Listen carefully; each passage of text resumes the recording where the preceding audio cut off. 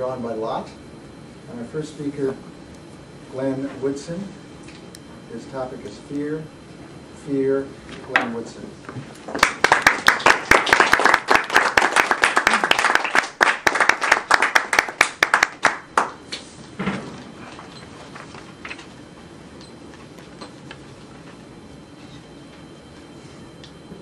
So there I was, standing out in front of the house last Monday night, talking with my neighbor about the golf tournament. When out comes my 2-year-old son to say hi. Nothing special about it. After playing for a few minutes, he walks back inside and closes the door. Not thinking otherwise, I walk down the street to go get the mail. I turn around, and as I'm walking back up, thinking everything's normal, I hear a small voice yelling, "Daddy, where are you? Mommy?"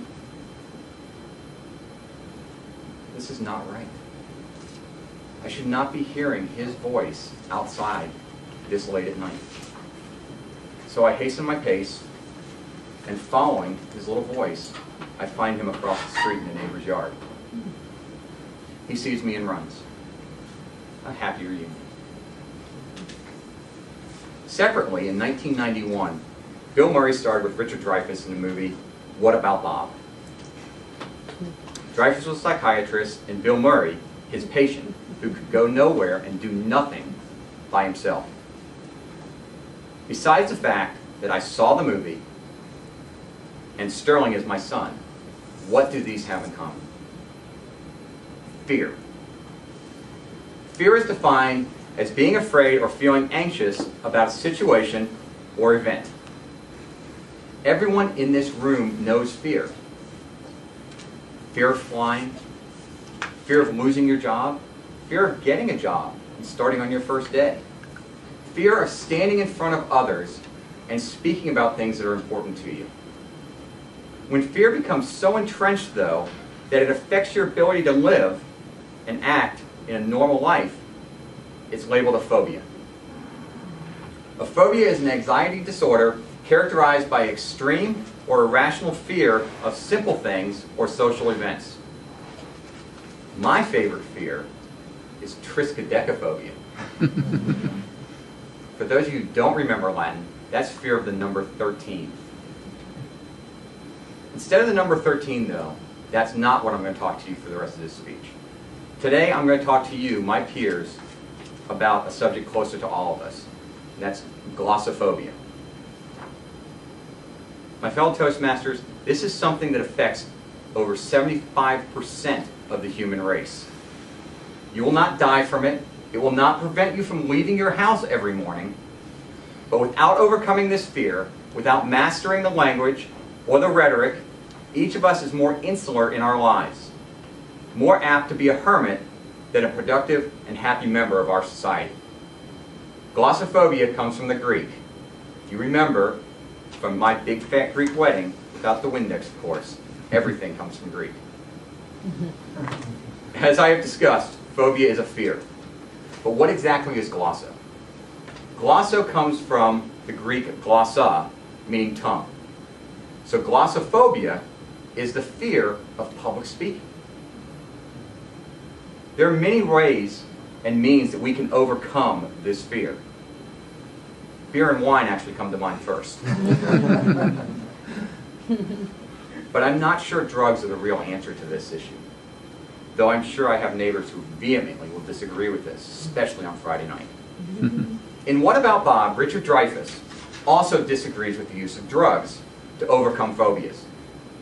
He writes a book called Baby Steps. And the idea is that this serves as your path to freedom. The idea is to concentrate on the little things, the very basic elements of the game: hitting, catching, and throwing. Baby step to a full count. Baby step to a base hit. Baby step to a 2-run RBI. Toastmasters is one method to take baby steps to overcome our glossophobia. Yes, we have our speeches 1 to 10 in the Competent Communicator. But it is much more than that. It is our functionary roles. It's serving as Toastmaster, table topics, evaluator.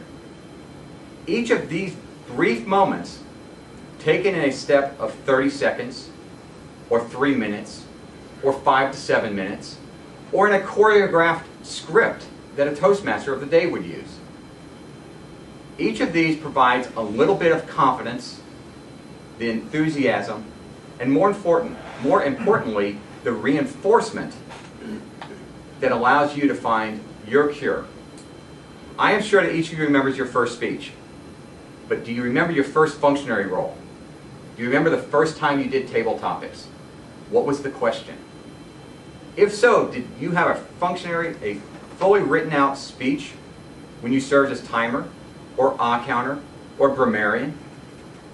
Did you wonder out loud to the group, how could you rate somebody else's grammar when you're not even confident of your own usage? Life ultimately is a series of ups and downs. Mastery of public speaking, of being able to communicate with your neighbor, is a critical life skill. Each of you Toastmasters may not see yourself as a local psychologist or consider yourself a counselor. However, each time you come to this meeting, that is exactly what you are doing. That is exactly what we are providing. The roles we fill in meetings, the applause we provide, is a treatment. So just as I have overcome my fear as a father to allow my son the freedom and not lock up the doors every day, we must continue to address our anxieties by attending Toastmasters and getting out there and speaking in public. Of course, if overcoming fear through speaking does not really work for me, there's always my full wine cabinet. Mr. Congressman.